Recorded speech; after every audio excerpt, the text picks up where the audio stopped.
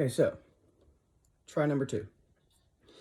This is a friend's very nice Schecter Damien, which will be for sale probably pretty soon. Beautiful guitar, very well made.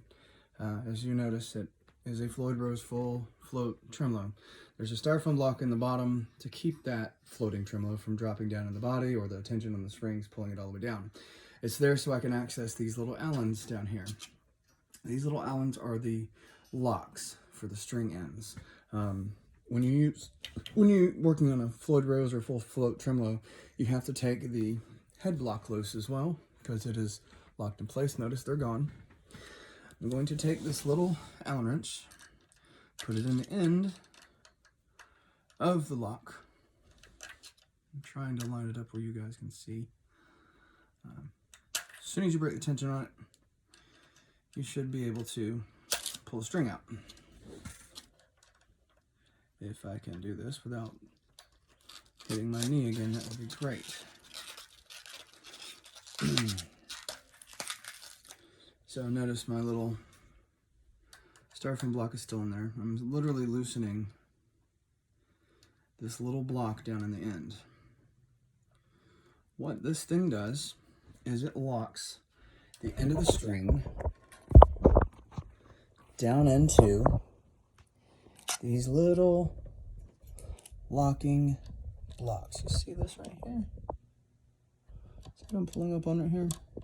All this is a wedge that screw tightens against, locking the string in place, which is also why the string is cut. Notice it has no end bolt on it.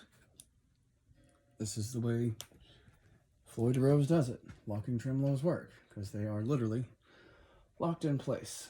So once we get that part done, unwind it from the tuners at the top. You can throw that string away. Get your new string, pull it out. Find the end of it, unwind it so it doesn't smack you in the face. And this sounds very counterintuitive, but you're going to cut the end ball off past the overwind right here. Just like that. Now all we have is a straight up string. Now, some people will attempt to just put the string back in place without taking the block out, which is completely possible. I, however, prefer to take it out. So I'm going to get a pair of tweezers. Stand by. Get my little tweezers. I'm going to take this end block out. As long as it's not attached to anything, I should be able to pull it out. Which seems like I might have the screw too tight still. Cool. So, as soon as Michael gets his hands and everything else coordinated, he'll pull this block out and show it to you. There we go. So this is the little block. String sits under little block. End bolt tightens onto it, clamping it in place. So we're going to put the string down in the hole.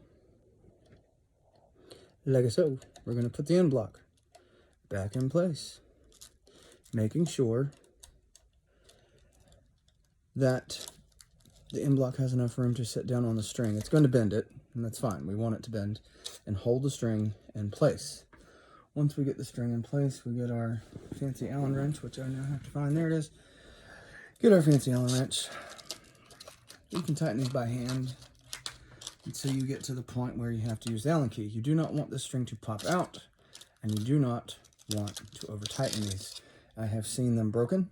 I have seen all kinds of stuff jammed down in here to try and keep the string in its block once someone has broken the saddle. There's no need to over tighten this. You know, if you're going by inch pounds, maybe 10 to start off with. If it slides out, you can always put it back in. So, once that part is done, excuse my sweating, we're going to move to the other end. Pull the string up, make sure it sits in the saddle. Now on these locking tremolo systems, you're going to have to go around their string tee up here. On a Floyd Rose, they have this wonderful long bar, which essentially makes all of the string break the same, which essentially would make the intonation scaling the same. You have to put it in, of course, the correct location. While we've got the string out, go ahead and wipe off the headstock, because Lord knows when the last time it was cleaned off. We'll do this one by one. I'm not going to show you the whole thing, but get the dust off of it, okay? So, string through the little T. Some people take them off. I mean, it's really your opinion of how you see fit.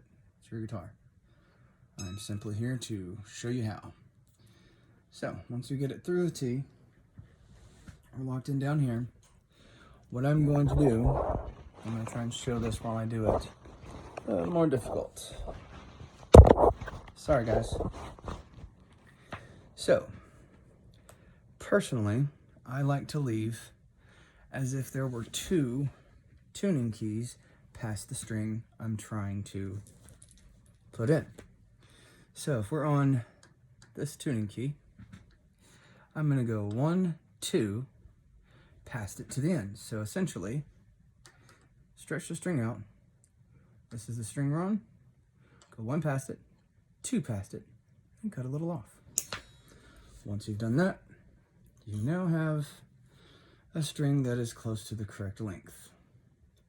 Probably would have been a good idea to take the T loose.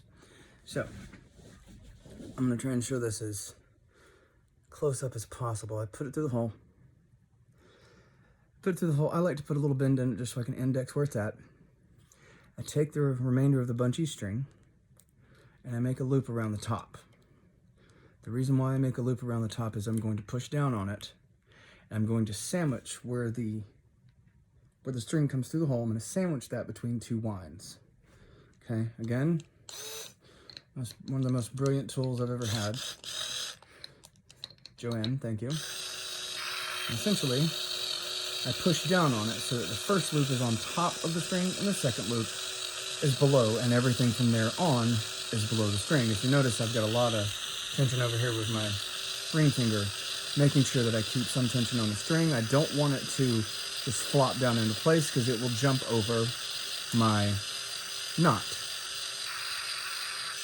And essentially, what I have done is put a loop over the top, put it through, create a little loop, put it on top, push it down, and then wind the string with tension on it so that it creates a sandwich between those 2 loops. And as it tightens, it's going down the tuner, not up. Up's a bad thing. Pop off, hit you in the face, not a good idea. Okay. So, Floyd Rose, repeat. Simple.